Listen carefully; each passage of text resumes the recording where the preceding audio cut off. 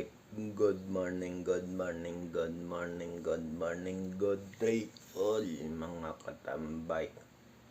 Ang oras pala natin is 4:30 na ng umaga. Sa petsa na August 27, 2026. So, yun. So, yung mga katambay, may video clip na ko kanina pero dinilit ko lang. So, yun. At okay na yung kape ko.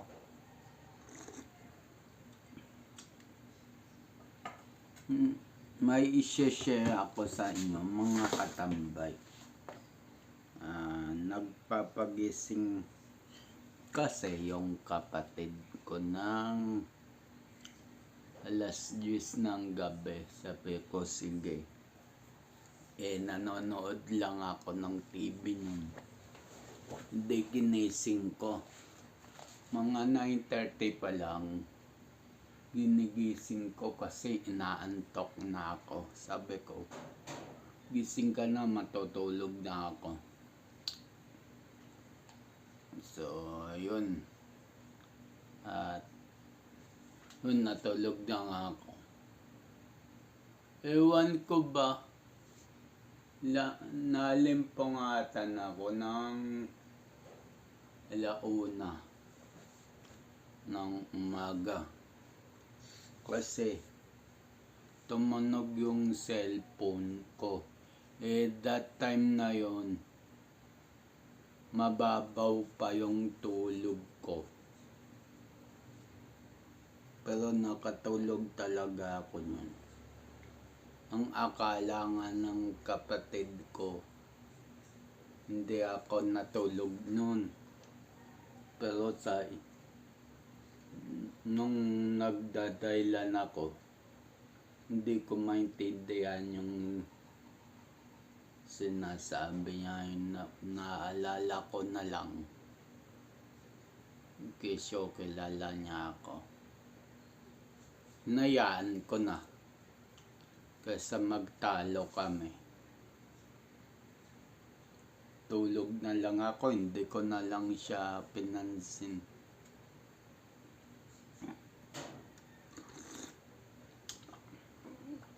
Tapos nung alas 3, nagising ako. Hindi ko naman mawari kung bakit hindi naman tumunog cellphone ko. Hindi man naman nag-alarm yung relo ko.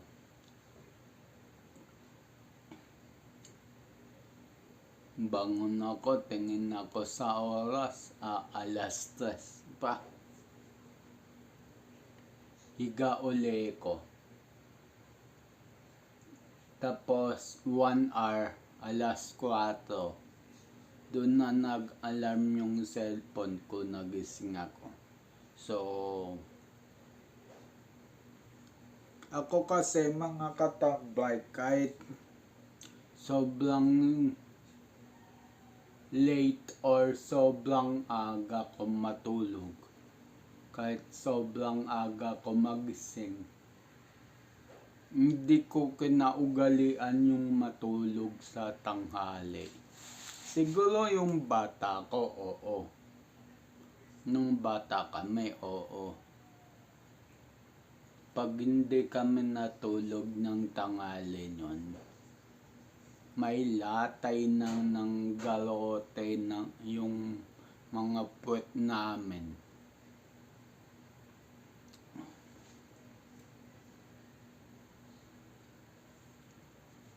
So,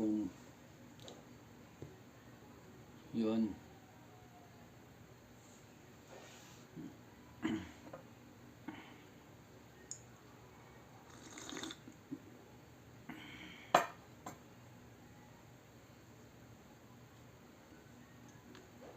So,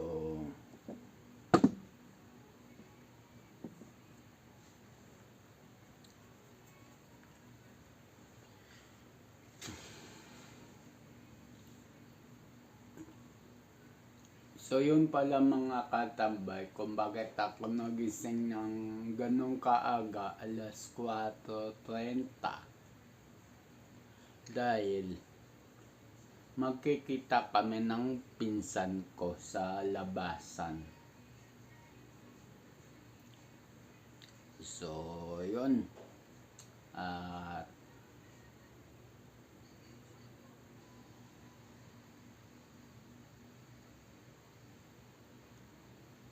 may ibabaksak siya sa akin kasi na paninda ko. So, yun. Although babayaran ko yun, hindi naman porket pinsan libre. Ayoko nang ganun. Pinupuhunanan niya yun eh. Siyempre ako, puhunanan ko rin. Kahit malit lang tubo ko, okay lang. Ang inis kasi sa isang suman niya, 25 pesos. Patungan ko ng 5 para 30. Ay, patungan ko daw ng 10 para 35. Sa isip-isip ko, pagka pinatungan ko ng 10, wala nang bibili sa akin. Dapat, kahit 5 piso, patungan ko para 30.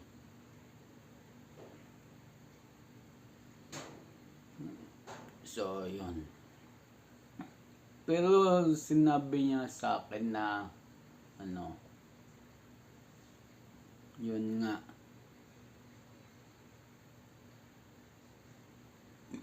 Tsaka sabi din ng mga kaibigan ko, mga kasamaan ko, Nan, yung paninda mo, dapat ginawa mong 35 para may 10 ka. Sabi ko naman, di bali ng matagal lang kita, wag lang instant kita, pero nakakapanglamang naman ng tao. Sabi kong ganon.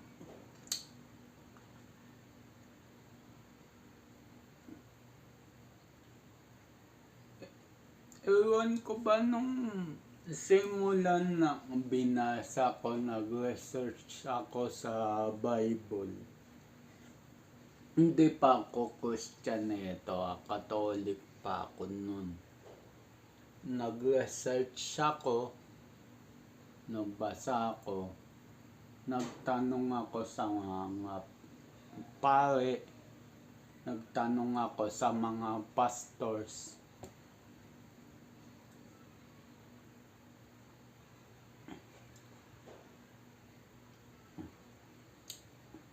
Kaya ako nagtanong sa mga pare kasi Katoliko pa ako nun.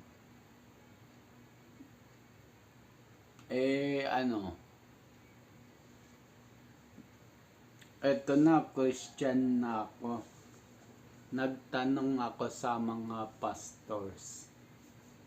Ibang-iba yung sinagot nila sa akin sa sinagot ng mga pare sa akin. Ibang-iba ang layo. Hindi ko sa sinisiraan mga Katoliko kasi dati kong Katoliko at yung family ko Katoliko, so respeto. So ang akin lang, kaya ako lumipat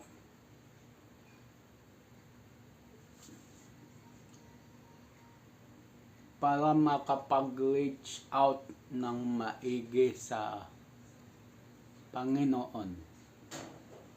And then, yung sa mga turo ng simbahang Katolika ay wala sa Bible.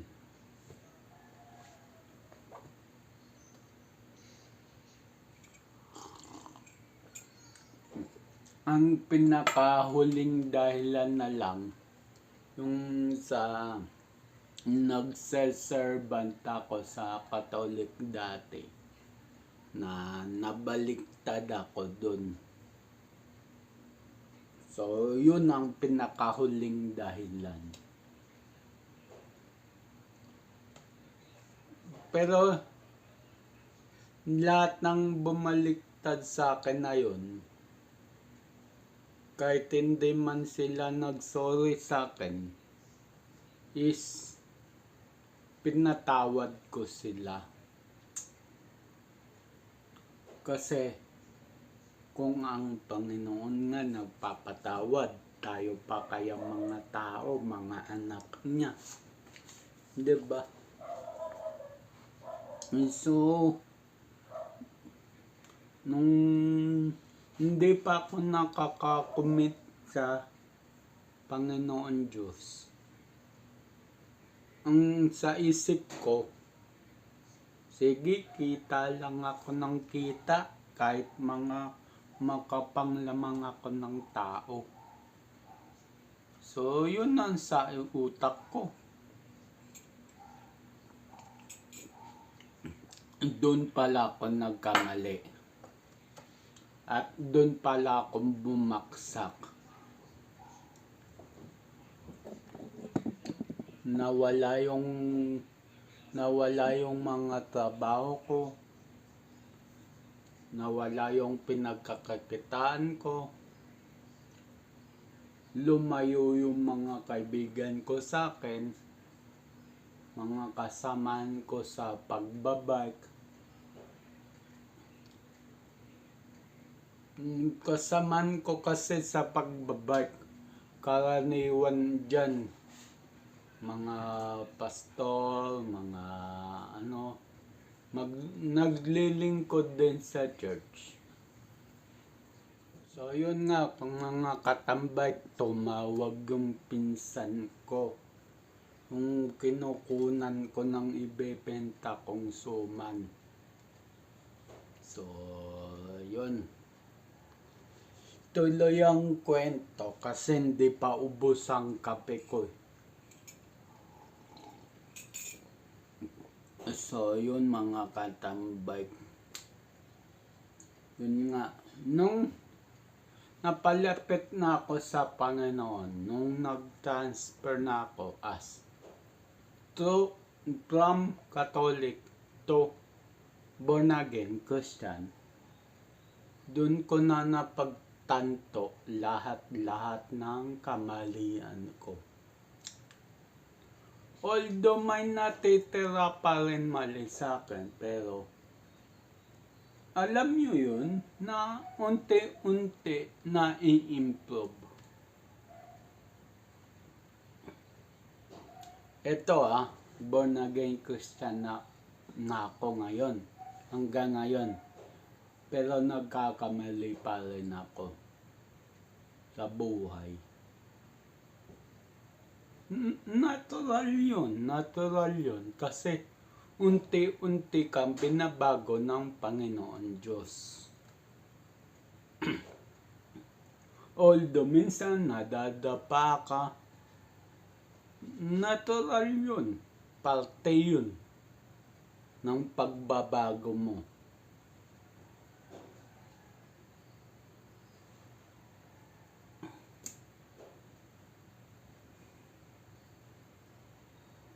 Parte yun ng journey as pagbabago, pag-commit sa Panginoon Diyos.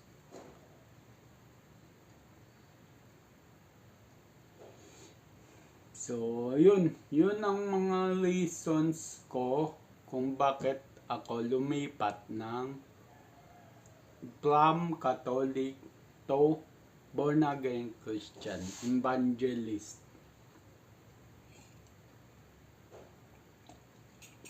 or evangelical.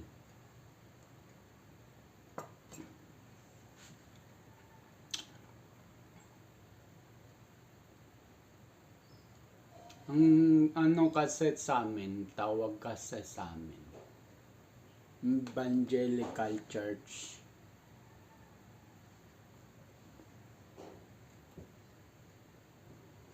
So, yun.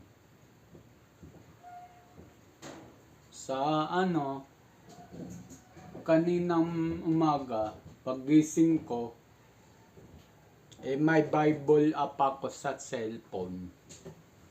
Nagbasa kagad ako.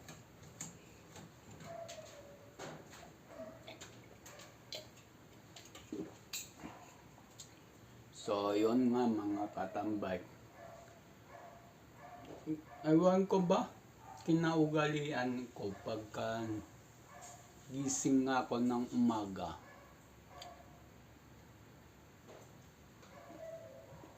Kaya nga sabi ng pamilya ko,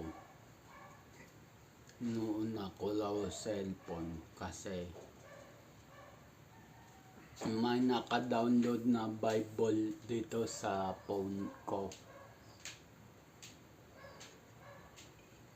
Although nag-i-school ako noon, oo. Pero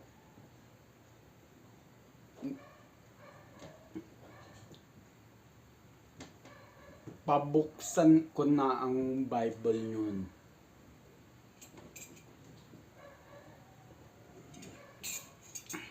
Bago ako mag-Facebook, bago ko mag-social media.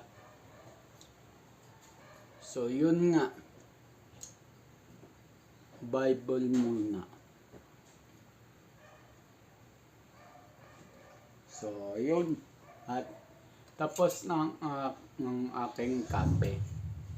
So, yun. At parating na rin ng aking pinsan, kakaalis lang niya doon sa kanila. Ang lapit lang ng kanila. Although malayo para sa karaniwan, pero para sa akin, malapit lang. So, yun. So, yung mga katambay, ito ang ititinda ko. Nakuha ko na sa aking pinsan. Ito siya suman. Nakabalot lang maigi. So, yun. Tsaka,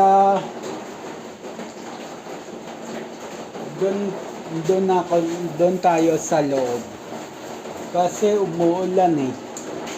Hindi tayo magkakarinigan dito sa likod.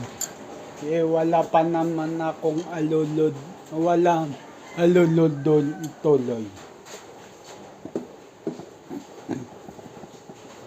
Wala pa akong kisame sa likodan.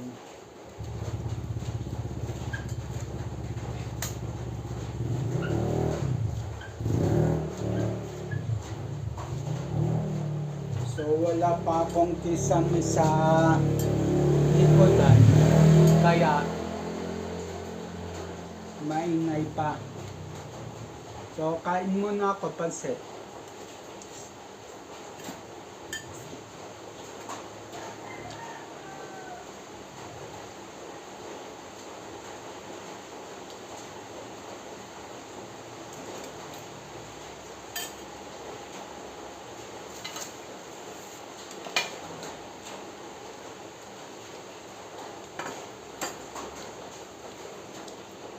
So, yung mga katambay at may so yun, hindi ako tama lang decision ko na hindi mag-walking kasi nga naulan.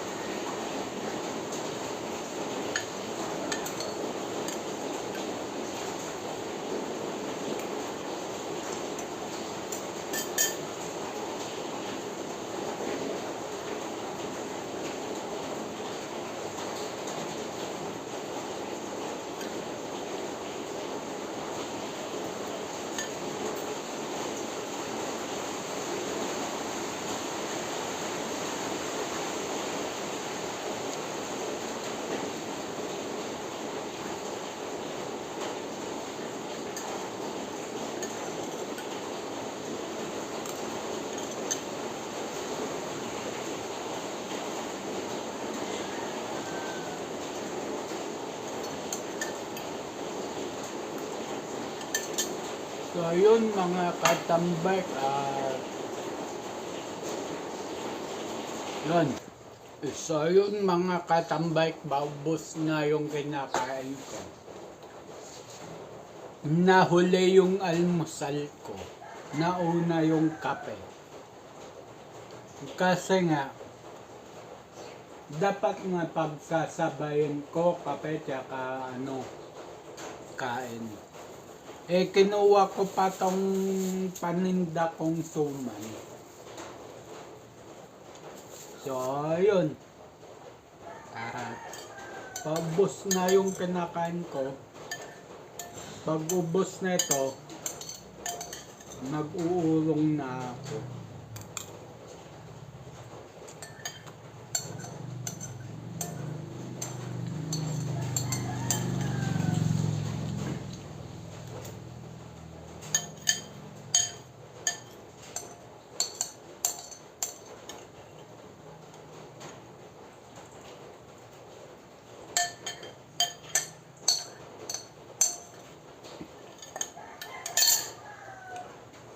So yun, ubos na. At ulungan ko na to. So yun mga katambak at uulong na ako. Kahit medyo maulan.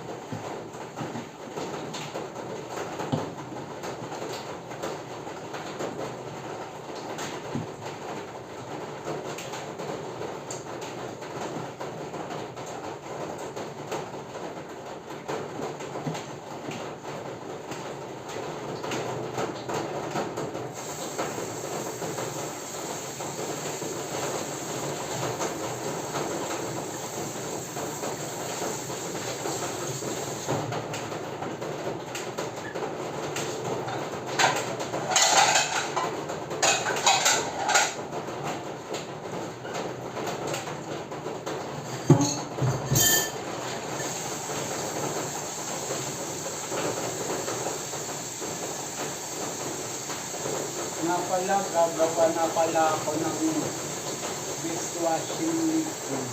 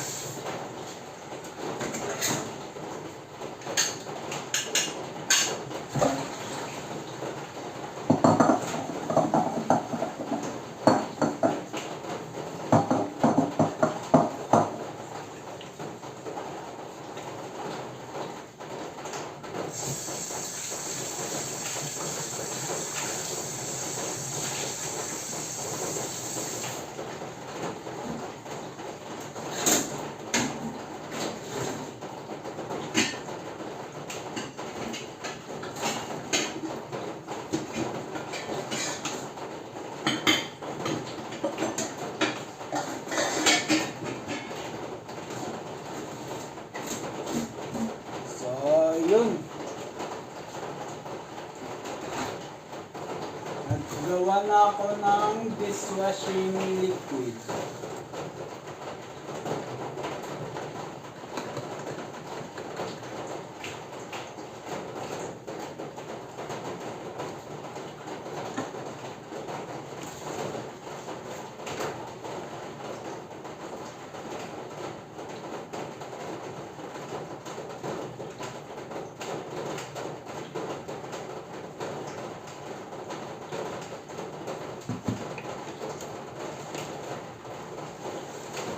Ito muna ang isa gagawin ko.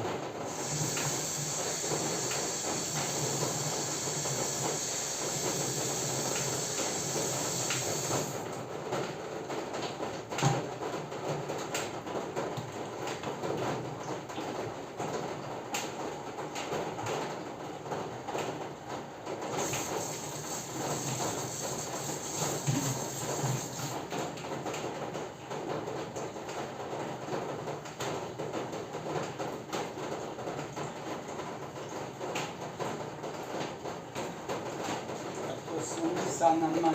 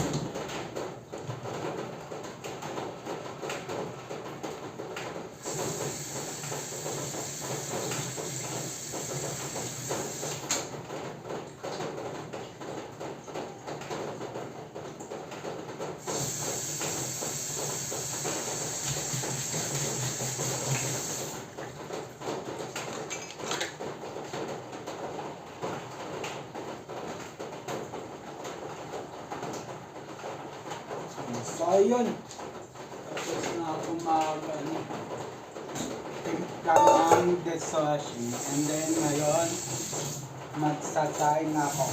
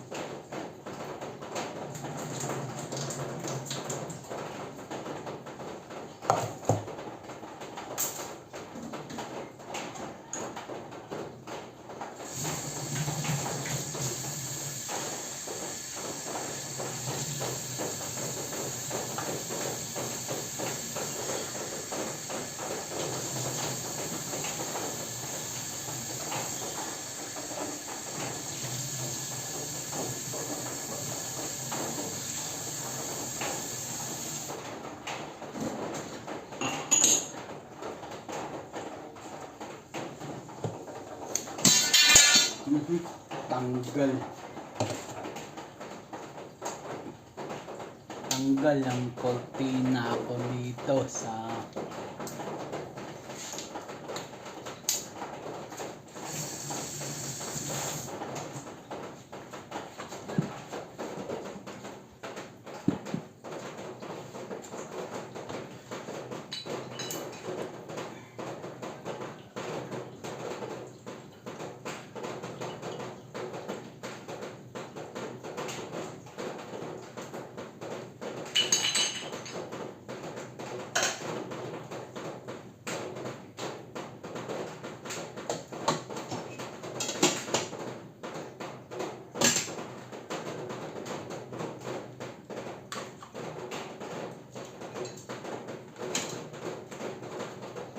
So yun mga katambay, tapos na ako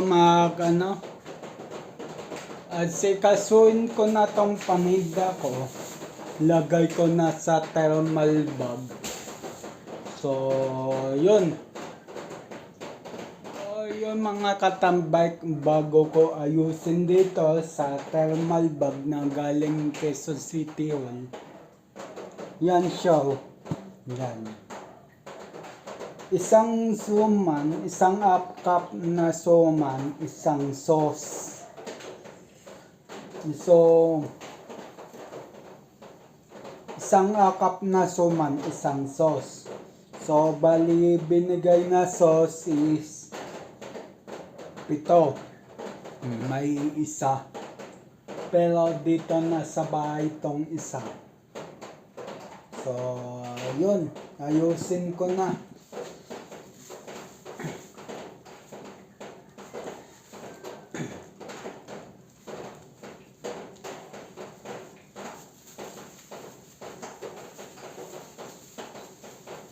Ilagay ko muna sa sopot lahat.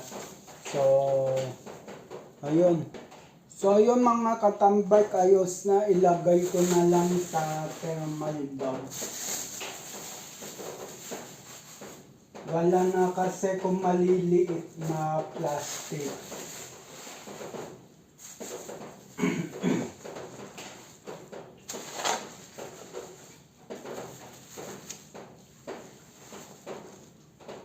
Yun. At magtitinda na ako. So, yun. At ito palang bag na to galing Quezon City Hall kasi nung nakaraan may relief goods yung nakarang taon. So, yun. At yun, ititinda ko na to. So, hindi ko na mapapakita sa inyo yung pagtinda ko niyan. So, yun, dito na ako magpapaalam. So, yun. So, yung mga katambay, dito na ako magpapaalam. Ang oras natin ay 6:25 na ng umaga sa petsa na August 27, 2026. So yun, abang-abang na lang sa next vlog, next upload. Just always keep safe. God bless and then bye-bye. Matthew 21 verse 22, pray, believe, receive. At Luke 18 verse 1, always pray and never give up. Yung sa Luke 18 verse 1, always pray and never give up. Lagi kang magdasal, huwag kalimutan magdasal. At kahit anumang unos o pagsubok sa buhay, huwag natin susukuan. Laban lang at iwas sa mga negative vibes. So, ayun at bye-bye. God bless.